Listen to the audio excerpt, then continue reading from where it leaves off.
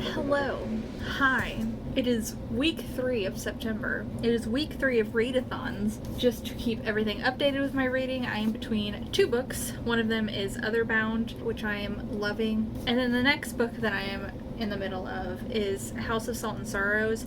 85 pages in and really liking it. Overall, the vibe is very similar to Shay Earnshaw's books, which I love, so I'm really enjoying kind of the creepy, spooky, weird vibe where things are mysterious and you don't know what's going on and it's very weird.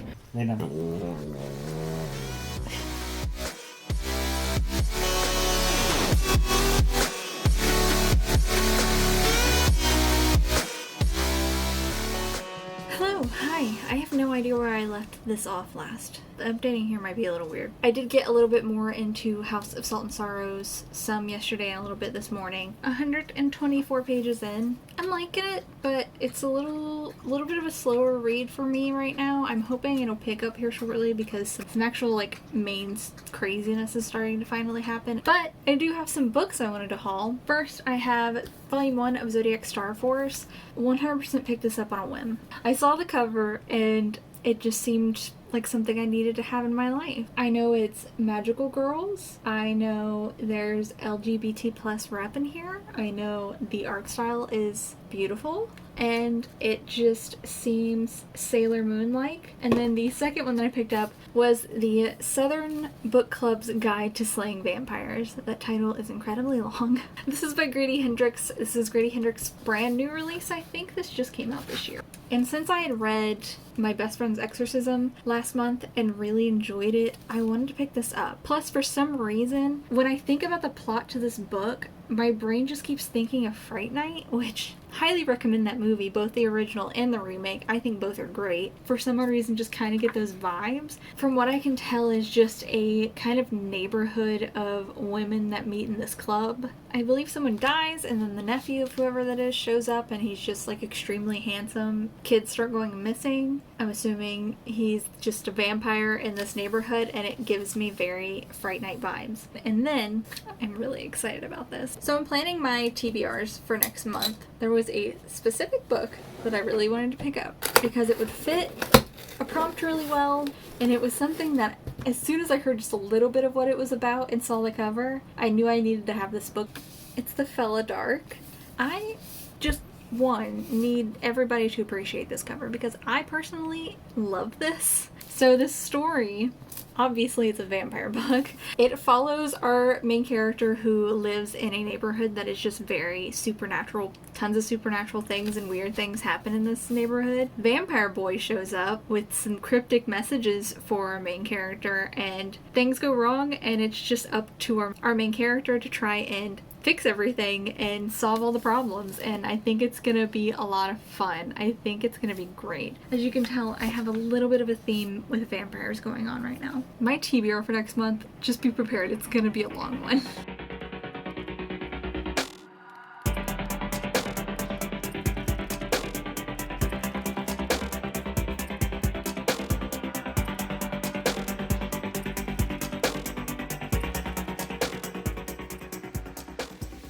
So I am a disaster, but I wanted to get this clip out of the way to kind of update you guys because I didn't get the chance to yesterday. Things have changed a bit. Because of the fact that I don't think I'm going to get through the books I want to get through this month, I decided to change up some of the books that I plan on reading for certain prompts and decided to change things around a bit and use some graphic novels and manga to get through some things a little bit faster. What I'm doing, which I was originally using Otherbound for the LGBT plus prompt for Monsterathon, I'm actually going to end up using that for the disability prompt instead, and we'll be using Zodiac Star Force for my LGBT plus prompt. I read this last night and finished it in no time and loved every second of it. The art in this is gorgeous. I loved it. It's very Sailor Moon. It is very incredible. The characters are diverse and fun and real and wonderful, and their character growth and just the plot's simple, but it's really fun and emotional, and I loved every second of this. It was phenomenal. It was wonderful. I highly recommend picking this up. I decided to read first volume of My Hero Academia for the aliens or mutants prompt because I was originally going to read Aurora Burning, and I don't see myself getting to that. I have loved the anime since it started, and though I'm very behind, still love this anime, and decided I finally wanted to pick up the manga. Love this first volume. It's just as good as it was the first time I was watching the anime, starting over with these characters and starting over in the story. I love this. One of the other prompts that I'm going to be changing is going to be the indie or a book that is 5+ years old. I was originally going to be using Six of Crows, but plan is to use Siren. I have volume 4 and 5, so I plan on trying to get through both, but I'm going to use 4 as to count for this prompt. I'm still currently reading this. I got through a lot of it yesterday and then this morning as I was taking a very nice walk this morning.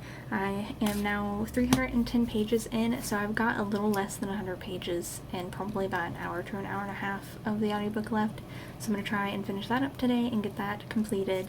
I finished House of Salt and Sorrows. I don't know how to feel. I don't know how to feel. I should have loved this, but something about it just didn't work. Like, I didn't hate it. There's definitely a lot about it that I enjoyed, but I needed and wanted something more to it. I don't know what. I don't know what I was expecting, what I'm wanting from this, but something about it something just didn't completely hit for me. Anyways, let me explain what this is about. This is a 12 Dancing Princesses retelling. Basically, we're following our main character, who is one of the 12 sisters, and sisters of hers are just slowly dying for random reasons that nobody has any idea about. And it's kind of just a mystery following that and trying to figure out what's happening. Are they cursed?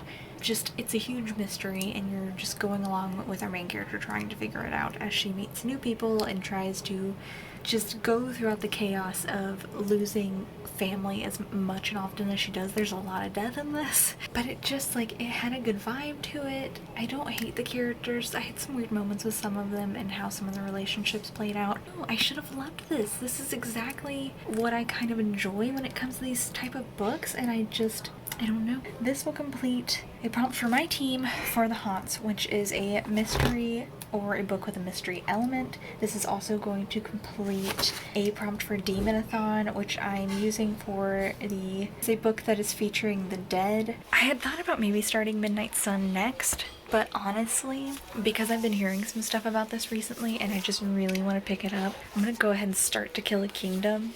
I'm excited for this. I think it's enemies to lovers. I know it's a Little Mermaid retelling, and I'm excited.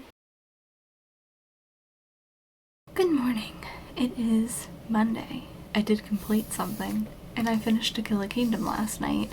It's another one like House of Salt and Sorrows where I'm just kind of disappointed it didn't go the direction I was hoping it was gonna go. This has such a great plot. I enjoy the plot. I enjoyed the characters. I think the characters themselves are great, but it was like half of their character development, all of the interactions between them that would develop their relationships and them as people, just got completely cut out of the book. It felt like that was missing. There wasn't many interactions, especially between our main two characters, to make me feel anything for them or their relationship. It felt really empty. Like this plot and these characters could have been great, but there was nothing to build them. There was no like little interactions to make it seem like they might like each other, or just moments where they kind of build and learn about each other. Like, there wasn't really a thing. It kind of would skip along and act like that was something that had happened, and nothing actually did. And I think if this was either a longer book or a first book in a series, that maybe that could have been okay, because it could have been just a slow build into doing stuff like that. But this is a standalone. This is it. This is all you're getting by the end of it, which the ending itself is great. I think the ending was fantastic. I think the ending battle and everything that happens is really cool and interesting, and it was just a fun, entertaining way to end this, but you don't feel as much because you don't believe in these characters' relationships. There just needed to be more interactions and dialogue and development between the relationships. This did complete a challenge. This completes the challenge for a retelling, which is a prompt for the conspiracies, so that is one down for that. The book that I plan on reading next, Midnight Sun by Stephanie Meyer. I don't even know how I'm gonna feel trying to get into this right now. I wanted to put this clip here because I realized that I never ended the vlog because I'm apparently really bad at that. Yeah, I'm gonna end the vlog here for this week, but I hope you guys enjoyed this vlog and I will see you guys next week.